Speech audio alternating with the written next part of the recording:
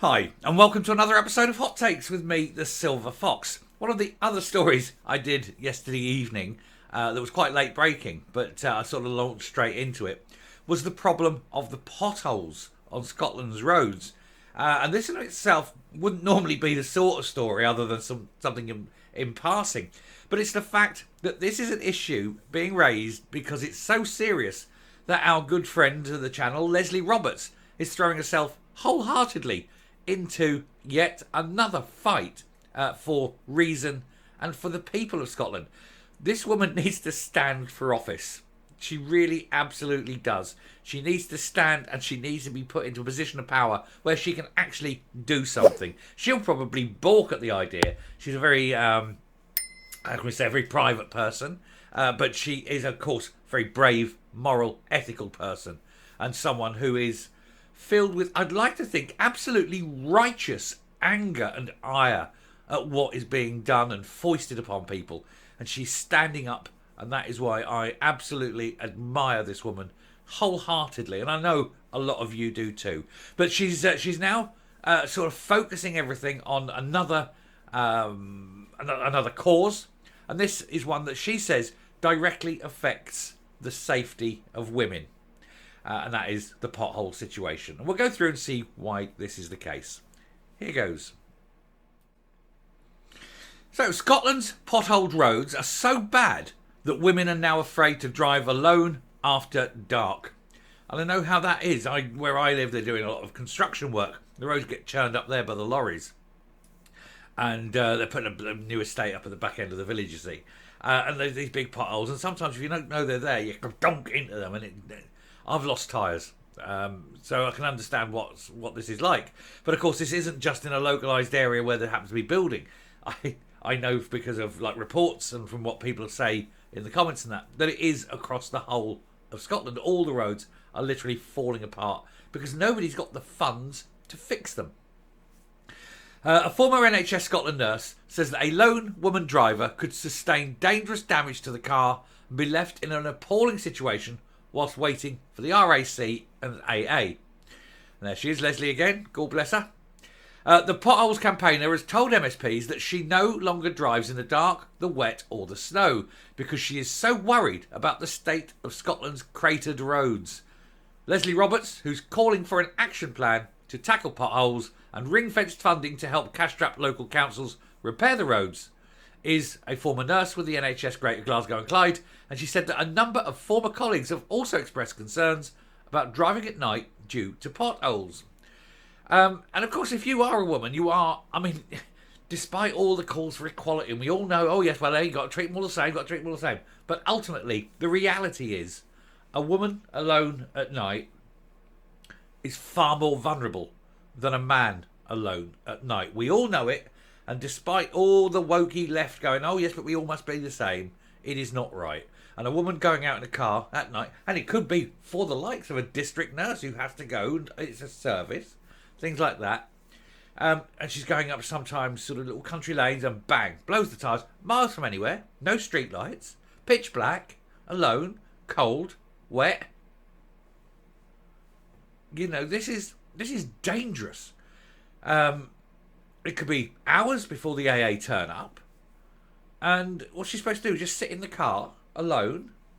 You know, and this is caused directly by councils not repairing the roads, which incidentally they are legally obliged to do so, you know. It's just that they don't have the money.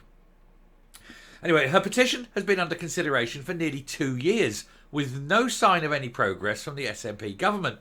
The UK government has set up a £700 million pothole repair fund, resulting in Barnet consequential for Scotland. But none of that money has been ring-fenced. They actually ended up, I think it was it 67 million?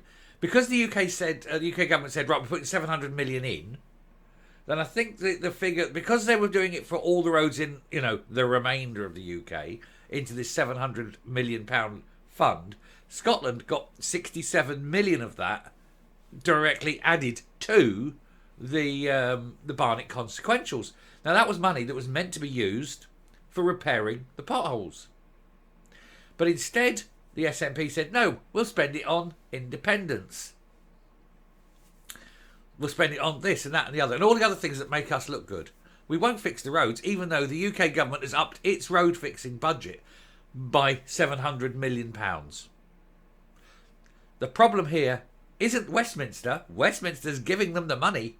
The problem, of course, is the SNP. And so now the SNP are deliberately harming women. They are putting women in harm's way by doing this. This is actually could be seen as a misogynist policy, an anti-woman policy. Not repairing the roads puts women at greater risk than it does for men. And we all know this. Anyway, in her latest submission to Holyrood's Petitions Committee, Miss Roberts writes, I find as a lone woman driver, I no longer drive in challenging conditions. And by that, I mean the dark, the wet, or snow. Unfortunately, you cannot see the damage on the road which lies under the car, and especially in snow. You've got no hope, have you? Boom, boom, and there's a big hole. It's not even as though you can see it. I feel that a lone woman driver could sustain dangerous damage to the car and be left in an appalling situation while waiting for the RAC or the AA. Anything could happen to that woman, and that yet again, it has been brought to this petition committee attention time and time again. And instead of taking it on board and doing something progressive about the roads, nothing changes. It's deliberate policy. It has to be, because they had the funding and they chose not to do it. So somebody had to make the decision, yes, we've got this money for the road repairs, let's not repair the roads. So therefore, a deliberate decision was made, and that decision is an anti-women decision. The SNP, apparently, think it's okay for women to be endangered. The submission, which has not yet been published online, but yet was not online yet, but has been shared with the Scottish Daily Express, adds, the police and other public bodies have stated that the condition of the roads have had serious impact on the health and safety, and yet the problems continue. So both the police and other health and safety public bodies say the roads are in a dangerous condition. Now, health and safety law is very, very explicit. Once a danger has been announced, if you will, what's the word? Highlighted, shown, it is legally, the authorities who are in charge of this must legally alleviate that risk. Them not doing so puts them at the liability of health and safety law, which carries an unlimited fine and an unlimited term in prison. You would think, given that, they'd do something about it. And all it needs is one test case. So, and then you take some local council, it doesn't matter who it is, let's say 5 council for the sake of anyone, and you take the person at that council to court, the person responsible for the roads, to court, where that person is responsible. First of all, you take the this is the great thing about public liability on health and safety, is it's everybody's responsibility. So you can not only take, say, 5 council to court because of the road, you can take the individual responsible within that council to court. And when these councils all up and down across Scotland see, Joe Smith or whoever it is, standing in the dock, being given a £100,000 fine and 6 years in prison for failing to repair the road, which has caused an accident which has, say, written off a car, someone's lost a leg, something like that. Guarantee at that point, every pothole in Scotland will be filled within weeks. And it only needs that one test case, doesn't it? It only needs that one case where the individual responsible will be in the dock.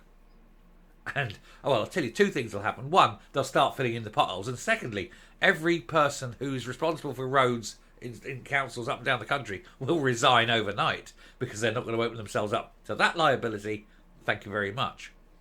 But that's what it's going to take. Anyway, she says, I believe the SNP have allowed the roads to deteriorate to absolute breaking point.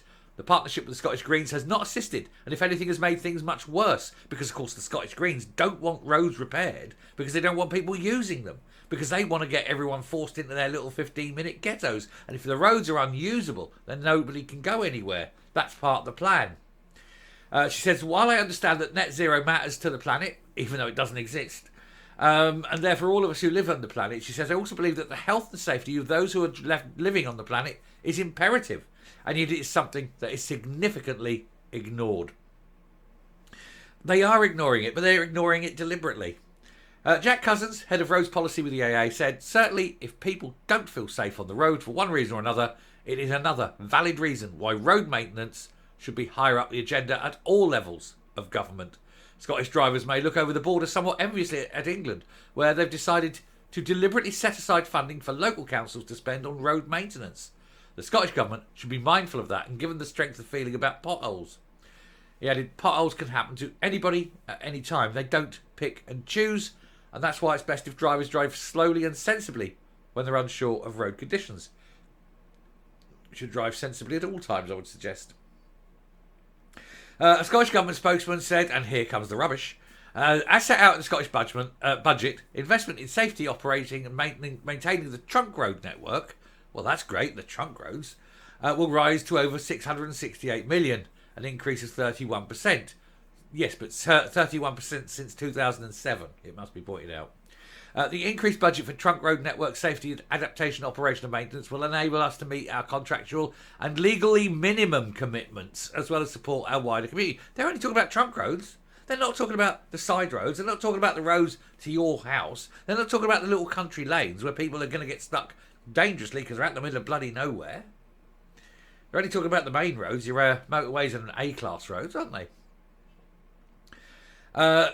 He goes on, they talk a load of old rubbish about blah, blah, blah, we're identifying issues and things like that. What they're not saying is that they're not using the money they were given by Westminster to spend on where it was supposed to be spent, which is road safety, because they've already had it, nicked it, spent it elsewhere, and it'll never be seen again.